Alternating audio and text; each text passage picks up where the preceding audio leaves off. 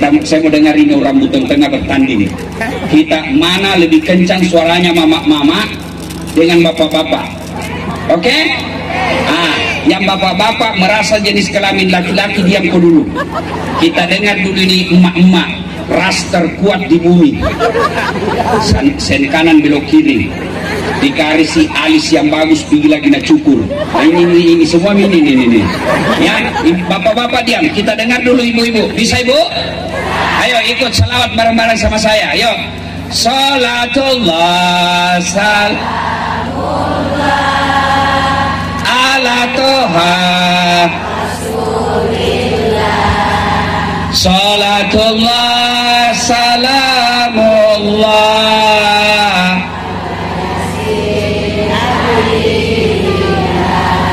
ya, nilainya 9,0. Nah, ibu-ibu diam, bapak-bapaknya sekarang yang merasa jenis kelamin laki-laki, ayo jangan kau kasih malu jenis kelamin kak bos. Ayo ibu-ibu diam ya, bapak-bapaknya dulu. Ayo, ya. Salatullah salamullah ala Toha Rasulillah Salatullah salamullah ala Yasin. Ada di laki-laki di situ. Merasa bencong nih kawan itu laki-laki di sana. Nilainya 9,1. Diam kok semua, diam kok. Kita dengar ini di atas.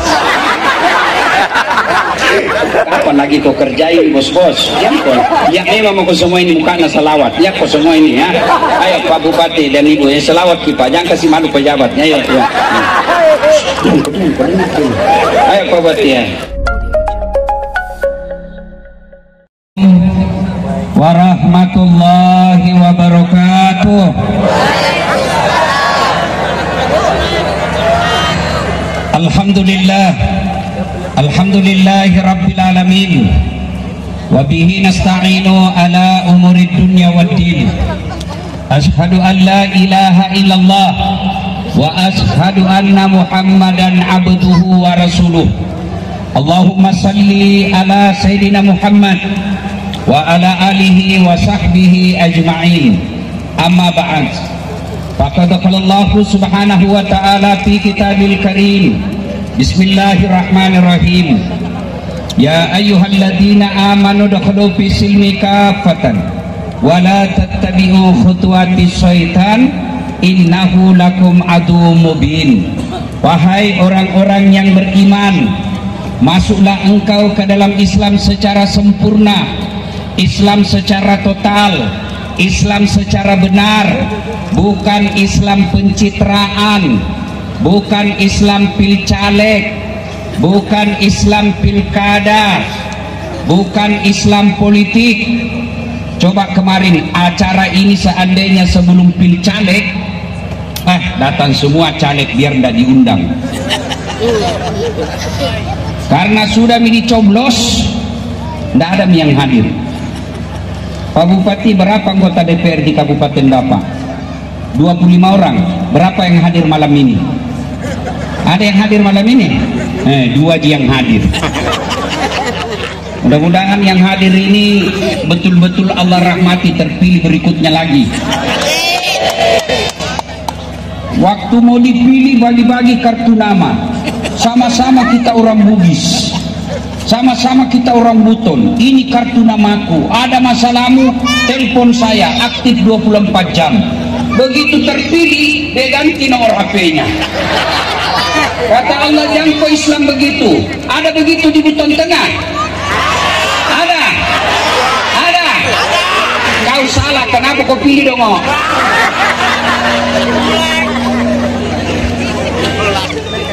Islamlah secara benar, bukan Islam pencitraan, bukan Islam gimmick-gimmick, kata Allah. Islamlah secara total.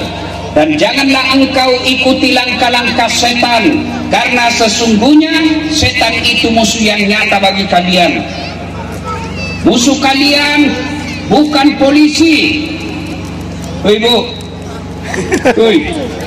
jangan musuhi polisi. Kau kira enak di Buton Tengah kalau tidak ada polisi?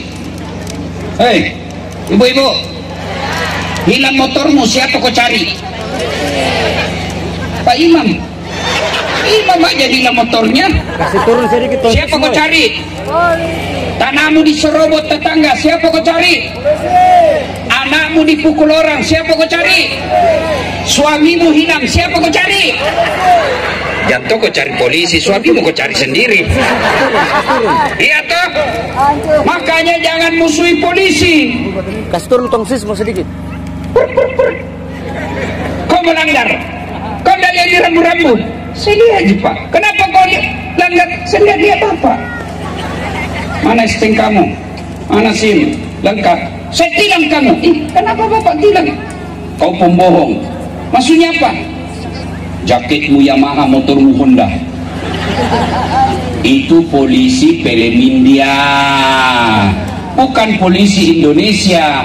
Polisi Indonesia melindungi, mengayomi, dan melayani masyarakat. Ya Bu, jangan musuh polisi. Polisi juga jangan musuh ulama. Kenapa? Karena kalau mati kok, siapa yang bungkus kok? Maka yang baik, polisi lindungi ulama, ulama doakan polisi, sama-sama menjaga Kabupaten Buton Tengah. Dan janganlah engkau ikuti langkah-langkah setan, karena sesungguhnya setan itu musuh yang nyata bagi kalian. Ketika Bapak Ibu mendengarkan undangan ceramah malam ini, setan berusaha menggagalkan supaya Ibu tidak datang. Siapa ini teknisinya ini? Pemda yang punya ini suka ribu-ribu. Kalau saya ini kupecah kepala dinasnya ini kalau begini caranya kerja. Cek. Cetong. Ya, cek. Ketika Bapak Ibu mendapati undangan ceramah ini, setan berusaha menggagalkan. Jangan kau pergi, lebih kau nonton sinetron. Jangan kau pergi, lebih baik kau tidur. Alhamdulillah, Bapak Ibu bisa mengalahkan setan yang ada di rumah. Tapi apakah ibu bapak setelah hadir di sini setan menyerah? Tidak, nagoda kau lagi tuh setan. Apa nak bilang? Jangan kau dengar ceramah, lihat kau itu drone, lihat kau itu drone. Setan itu. Jangan kau dengar ceramah, pegang HP-mu. Jadi orang yang pegang HP ketika ceramah itu kena godaan setan. Iya, bagaimana kamu dengar ceramah kalau sibuk kau begini? Simpan HP-nya Bu, simpan. Woi, simpan. Sudah dikasih tahu, masih juga dipegang HP-nya. Bukan kau temannya setan, tapi kau sudah jadi setan. Yang pegang HP-nya ketika saya ceramah, saya doakan suaminya kawin lagi. Ya Allah, kabulkan doaku ya Allah. Bukakan jodohnya orang-orang yang pegang HP-nya. Saya musafir itu Bu, kuat doaku. Simpan HP, simpan. Woi, Ustaz, kita mau rekam. Kalau ibu rekam gambarnya tidak jelas, suaranya pasti bising. Tapi mau dengar kalau pulang nanti Ustaz, gampang. Itu ada kamera saya bawa. Ada kamera itu dia keliling-keliling. Tapi kau bawa pulang kamera Ustaz, gampang, nonton YouTube. Judulnya Tablik Akbar ulang tahun ke-10 Buton Tengah. Sudah itu jangan lupa like and share. Kenapa kau ketawa serius kah ini? Kalau artis kau follow apa kau dapat? Kalau artis kau follow? Hai guys, kita lagi pengantin ini, ikuti pengantin di Jepang guys. Mewah sekali pengantinnya guys. Lama-lama ternyata perampok itu yang pengantin. Ayo, apa kau dapat kalau artis? Kelihatan pahanya, kelihatan dadanya. Enggak juga nak kasih pegang kok, nak kasih lihat-lihat aja. Iya toh. Tapi kalau ulama kau follow, ustadz kau follow, satu, kau dapat ilmunya. Dua, kau amalkan ilmunya, pahala. Tiga, kau sebarkan ilmunya lagi, pahala. Maka jangan lupa follow para ulamamu, ikuti itu para ustadzmu. Kalau artis kau undang, kau dapat apa? Kau dapat hanya kau akan dibodoh-bodohi. Maka syukur kita kali ini ulang tahun yang ke-10 kita undang ustadz. Banyak kabupaten ulang tahun artis diundang. Apa kalau artis kau undang? Kau bayar puluhan juta, datang dibawakan ke alamat palsu, goyang, kelihatan dadana, kelihatan pahana, ada Tommy Pak Haji kesemene. Alhamdulillah Pak Bupati mendatangkan ustadz. Alhamdulillah. Simpan HP-nya ya. Bisa? Bisa? Wakalaikan bismillahirrahmanirrahim. Inna Allaha wa malaikatahu yusalluna 'alan nabi ya ayyuhalladzina amanu sallu 'alaihi wa sallimu taslima. Sesungguhnya Allah dan para malaikatnya bersalawat kepada Rasulullah Muhammad sallallahu alaihi wasallam. Maka wahai orang-orang yang beriman, bersalawatlah kalian kepada Rasulullah dengan sebaik-baik salawat. Satu kali Nabi lagi duduk-duduk dengan malaikat Jibril. Tiba-tiba Nabi melihat ada malaikat lebih sejuta jari-jarinya. Ibu-ibu, berapa jari-jarinya, Bu? Berapa? 10. Cacat kau itu. Tidak ada jari-jari kakimu. 20. Ini malaikat lebih sejuta jari-jarinya. Nabi kagum. Jibril, malaikat apa itu? Dek, banyaknya jari-jarinya. Jibril menjawab, itu malaikat yang Allah tugaskan mencatat air ketika hujan. Ada yang bisa catat air hujan? Ada? Kenapa Ibu? Biar banyak, kalau jatuh satu-satu bisa dicatat. Ini banyak, jatuhnya rame-rame dan laju, mana bisa dicatat? Lalu Nabi bertanya, ya Jibril, dia tanya ini malaikat yang pencatat air hujan. Wahai malaikat, apa betul kau mampu mencatat air ketika hujan? Iya. Ku catat itu yang jatuh di laut, ku catat yang jatuh di gunung, ku catat yang jatuh di darat, tak setetes pun tidak aku catat. Maka aku sibuk dengan jari-jariku yang banyak ini. Lalu malaikat yang banyak jari ini berkata, ya Muhammad, ada satu yang tidak bisa kucatat. Nabi penasaran, tanya, kenapa tidak bisa kucatat? Jumlahnya lebih banyak daripada air hujan. Apa gerangan? Ketika umatmu berkumpul di lapangan rumah dinas jabatan Bupati Buton Tengah, lalu mereka bersalawat bareng-bareng kepadamu, aku tidak bisa mencatat betapa banyak pahala yang Allah turunkan di tempat itu. Maka ketika berkumpul seperti ini, bersalawatlah kepada Nabi, karena pahala dan berkahnya Allah turunkan lebih banyak daripada jumlah air hujan. Bapak Ibu saudara-saudara sekalian, di akhirat nanti orang masuk surga atau neraka, orang masuk surga bukan karena tidak ada dosanya. Kalau orang masuk surga karena tidak ada dosanya, maka tidak ada isinya surga kecuali Muhammad sallallahu alaihi wasallam. Mana ada manusia yang tidak ada dosanya? Ini muka penuh dosa semua sini. Ini ibu-ibu muka pagosip.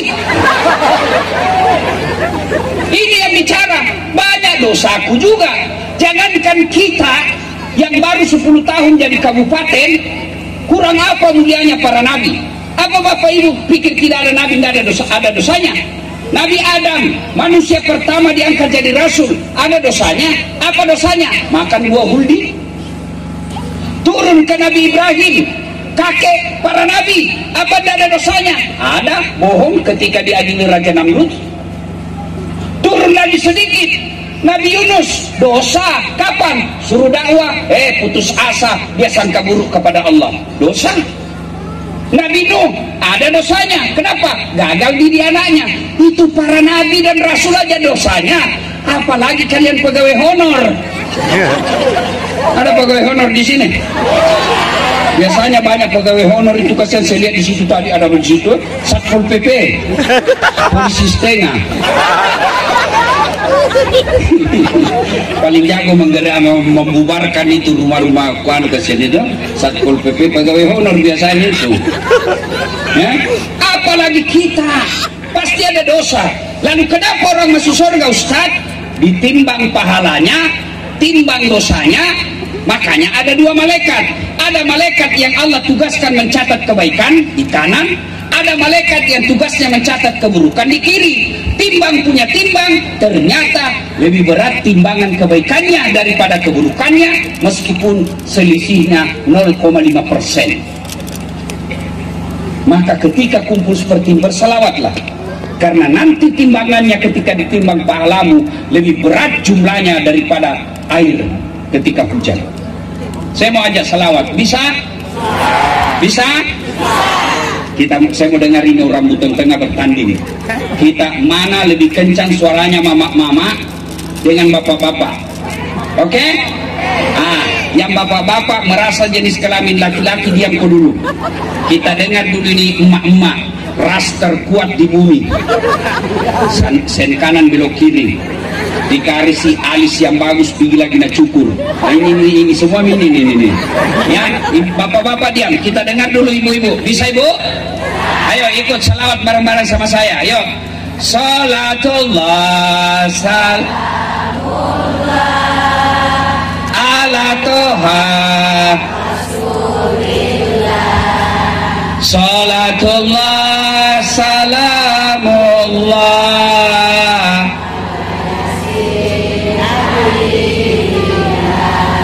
Ya, nilainya 9,0. Nah, ibu-ibu diam, bapak-bapaknya sekarang yang merasa jenis kelamin laki-laki, ayo jangan kau kasih malu jenis kelamin tak, bos. Ayo ibu-ibu diam ya, bapak-bapaknya dulu. Ayo, ya. Salatullah salamullah ala Toha Rasulillah. Salatullah ala Yasin. Ada di laki-laki di situ. Merasa bencong di kampung itu laki-laki di sana. Nilainya 9,1. Diam kok semua, diam kok. Kita dengar ini di atas.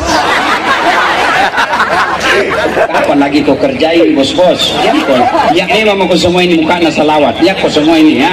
Ayo Pak Bupati dan Ibu ya, salawat kita. Jangan kasih malu pejabatnya. Ayo. Ayo Pak Bupati ya. Salatu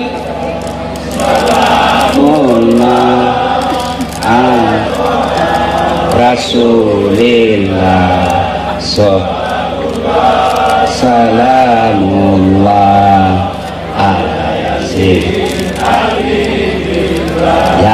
Ya, berapa nilainya ya? 9,9. Iya Bu, dia yang undang saya Pak. Kalau saya kasih nilai sedikit nanti juga honor pun aku kurangi. Nanti saya kalau honor, saya punya pengalaman Pak Bupati. Di Makassar itu biasanya satu malam kan 2 ceramahku Pak. Selesai saya acara pertama, pergilah saya ke acara kedua. Buru-buru saya Bu, karena mengejar acara kedua. Begitu saya buru-buru dikejar sama panitia. Panitianya MC. Ustaz tunggu dulu, Ustaz tunggu dulu. Kenapa deh? Tunggu dulu Ustaz, tunggu dulu. Oh, langsung nak keluarkan amplop. Langsung ku sambar juga. Kan malu-malu saya kalau lama dia orang tuh masuk. Udah, saya dulu lah di mobil. Saya bilang sama supirku, alhamdulillah dapat rezeki kita ini malam deh. Begitu saya buka amplopnya Pak Bupati, dia salah kasih panitianya Pak. Apa dia kasih saya Pak? Susunan acara. Tapi Pak Bupati jangan dicontoh ini Pak ya, ini contoh yang jelek Pak ya. Ayo sama-sama semua kita, ayo semuanya ya. Salatullah salamullah ala Toha Rasulillah. Salatullah salamullah ala Yasin.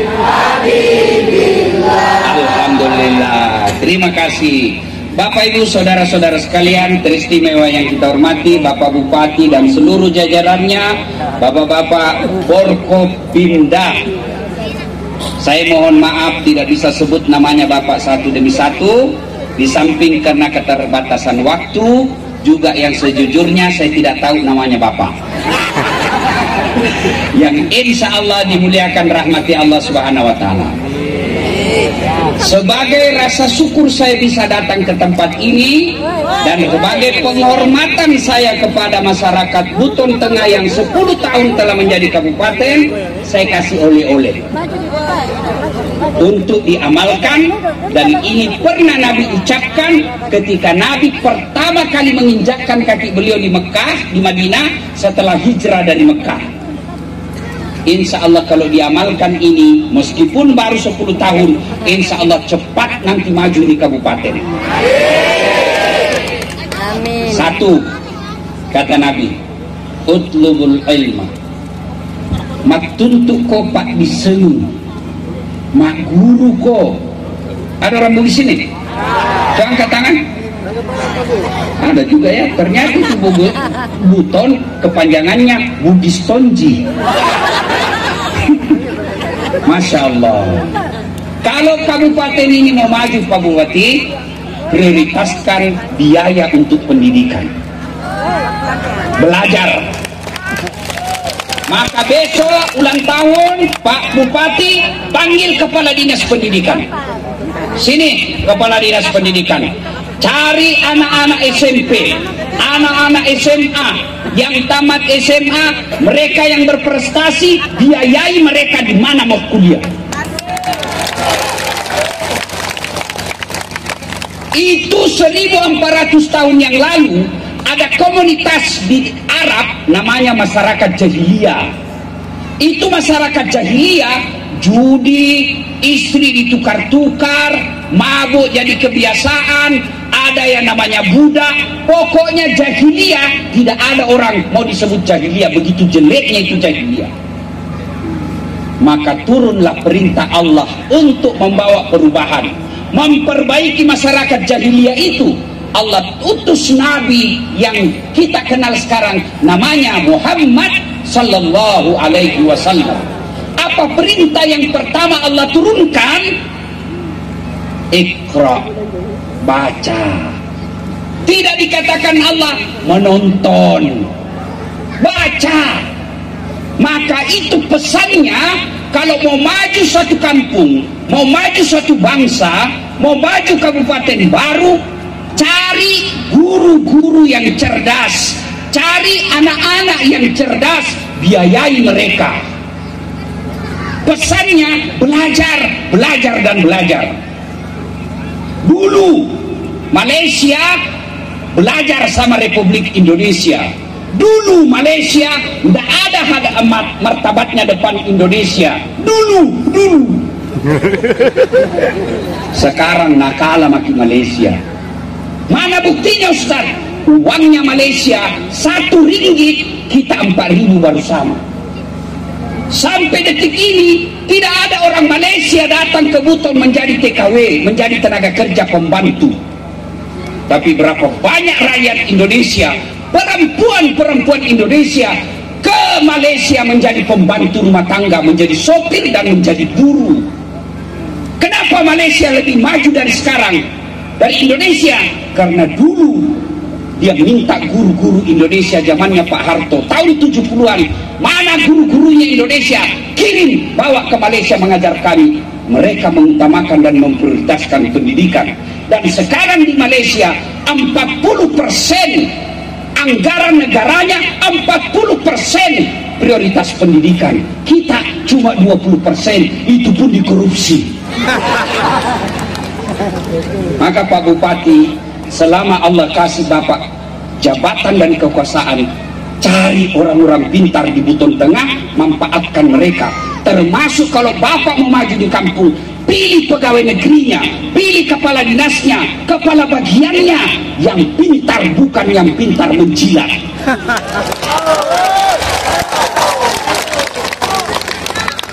Bupati kalau boleh berpesan, hati-hati ini mental penjilat. Ini yang rusak ini kabupaten.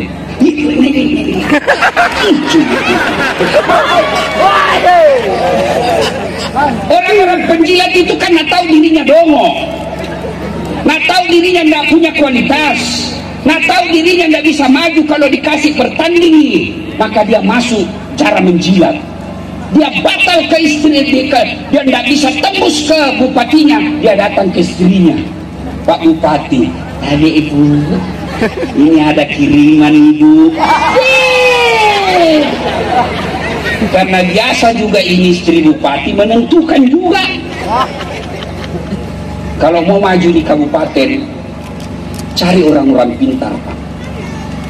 Sekolahkan mereka. Nah, gampang sekali cari orang pintar. Cara kalau Bapak mau lihat orang pintar, Pak, pejabatnya Bapak suruh pidato. Ciri-ciri menurut kami ini para pendidik, orang kalau mau dilihat pintar, lihat caranya bicara. Kalau dia bicara dalam 1 menit, bisa masuk inti pembicaraannya, pintar itu. Kalau ada bicara, pasti belen-belen.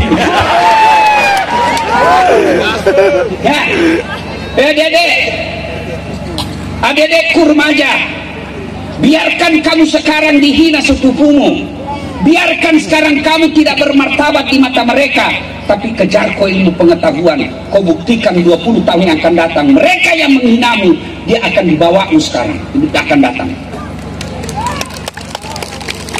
Biarlah kau jelek, tapi pintar, insya Allah perempuan kejar kau. Daripada kau sudah jelek, dongong.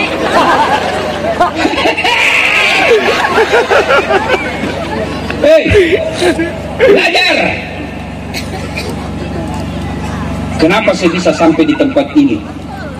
Bukan karena saya gagah, tapi karena saya penuh pesona.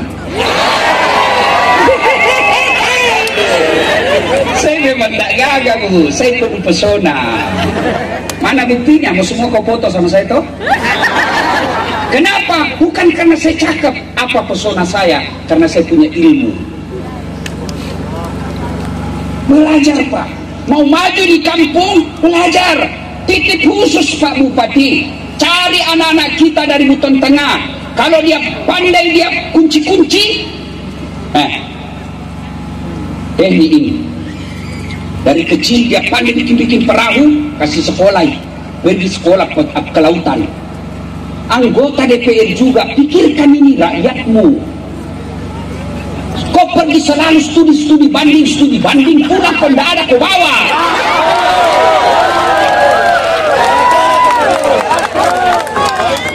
Banyak begitu di situ. Makanya jangan lagi pilih. Belajar. Imam Ali karamallahu pernah ditanya, ya Ali, kalau kau disodorkan antara ilmu dengan harta, kamu pilih mana? Ibu-ibu,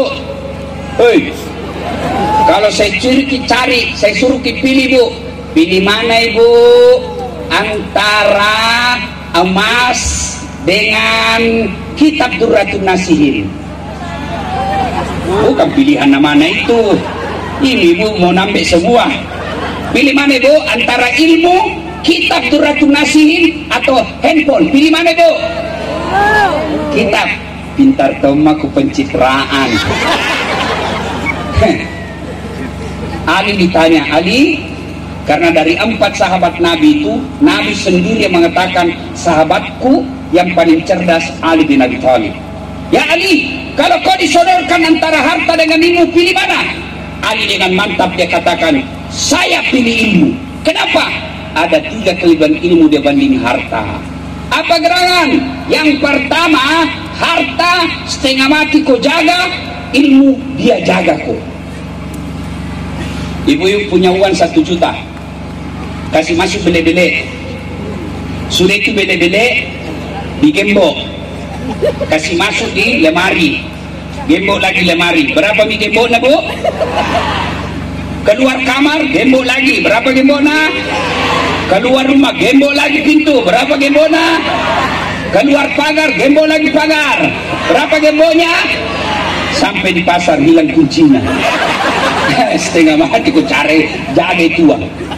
Tapi sementara ilmu dia yang jaga kamu. Mana buktinya? Pak Bupati, ada Satpol PP-nya, bosnya, dijaga rumahnya. Kenapa jadi bupati? Karena pintar. Tidak mungkin kau jadi bupati kalau dongo.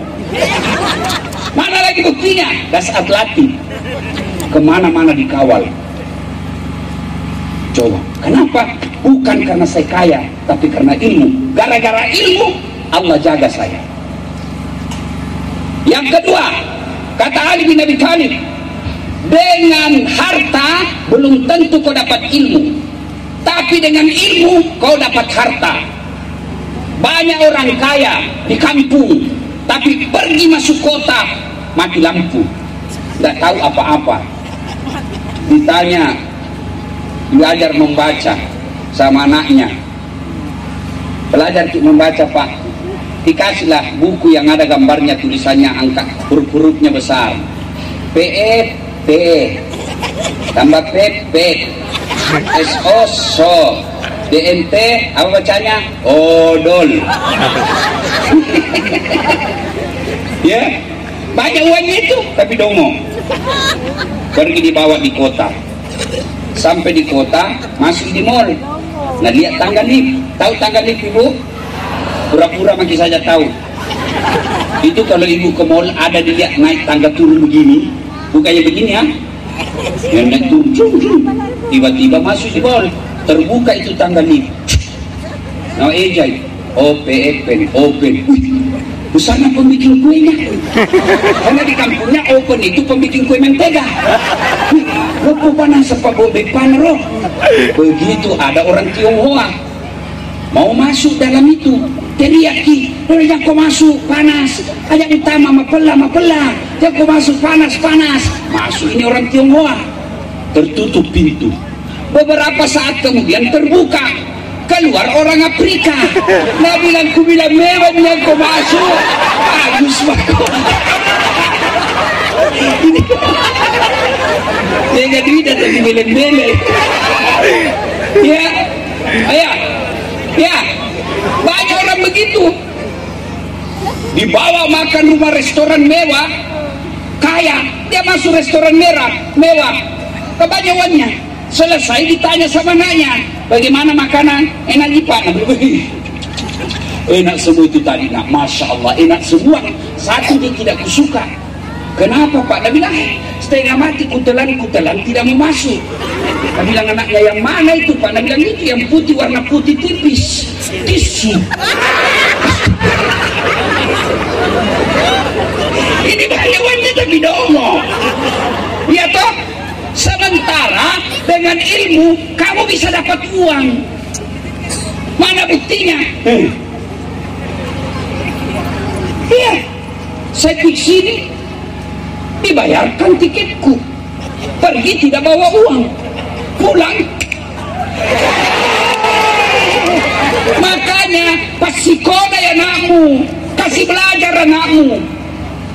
Tapi bapaknya kasihan cuma nelayan, bapaknya kasihan petani, bapaknya miskin, Tuhannya anakmu maha kaya. Kalau saya lihat bapak saya, tidak mungkin saya sampai di tempat ini. Kemarin saya ceramah Australia, di Sydney.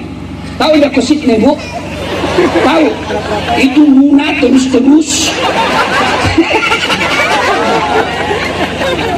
Saya ceramah terharu saya.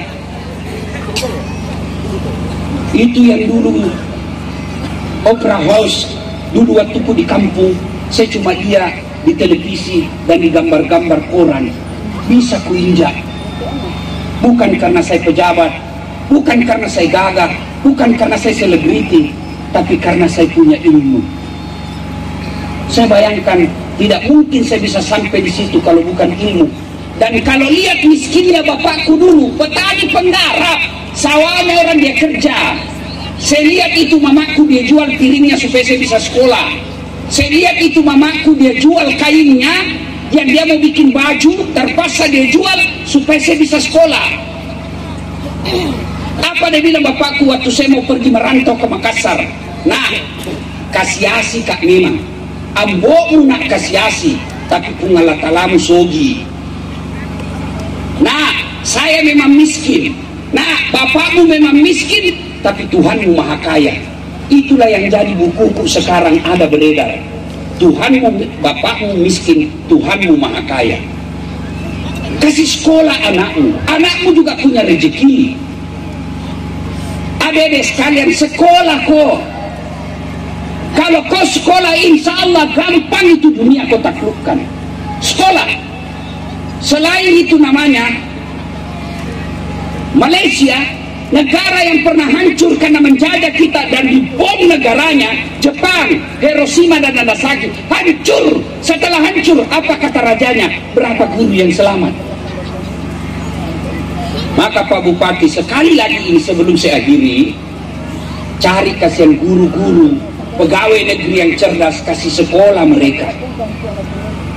Bikin perjanjian, setelah saya sekolahkan kau, pulang kau di kampung ini, perbaiki kampungmu. Insya Allah kalau orang nuntut ilmu, Allah janji, yarfa'illahu alladhina amanu minkum walladhina utul ilma darajat. Allah mengangkat derajatmu kalau kau menuntut ilmu. Mana buktinya? Lihat kok. Biar terlambat ustaz datang, depan dulu. Tidak dimulai ini acara kalau belum datang ustaz dasar. Itu janji Allah, diangkat derajatmu. Saya bukan mau takabur. Dari semua penceramah di Indonesia, kira-kira tidak ada pikala saya ceramah depan presiden selama 10 tahun Jokowi jadi presiden, saya 9 kali ceramah di depannya. Apa karena saya gagah? Tidak, tapi karena saya jadi ustaz. Maka ibu bapak kasih sekolah anak. Pesan pertama Nabi, utlubul ilma, pas sekolah dengan catatan belajar kau ilmu ekonomi, belajar kau ilmu kelautan, belajar kau ilmu pertanian, belajar kau ilmu komunikasi, belajar kau ilmu hukum.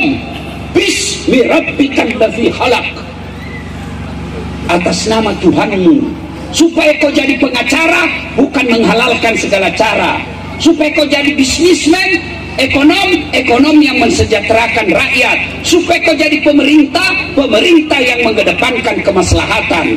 Kalau kau bismi rabbikal ladzi khalaq, tapi kalau bukan atas nama itu, maka kau jadi pedagang-pedagang yang pembohong. Kalau kau jadi pejabat-pejabat yang korup, kalau kau jadi anggota rakyat, anggota dewan pembohong. Kenapa? Karena kau nuntut ilmu bukan atas nama Tuhan. Belajar. Dengan orang kalau belajar atas nama Tuhannya, maka dia tidak akan sombong. Karena ada 4 pintu masuknya setan, satu di antaranya pintu masuknya kesombongan, ilmu. Nah, seperti saya, potensi punya kesombongan. Tapi jangan kata Allah. Kenapa? Allah sampaikan, wa ma utitum minal ilm illa qalila. Saya tidak berikan kamu ilmu kecuali sangat sedikit. Maka banyak juga ustaz sombong. Banyak. Saya bilang, kalau dalam hati, apa yang membuat saya sombong? Saya bisa penceramah karena ada yang nonton. Biar saya hebat ceramah kalau tidak ada penonton. Bayangkan 1 jam saya di sini ceramah, berapi-api, hebat, tapi tidak ada penonton. Lewat Pak Bupati, sudah lama sakit ustaz. Iya toh? Maka ibu bapak yang semuliakan, pesan Nabi pertama, utlubul ilm, tuntut ilmu pengetahuan.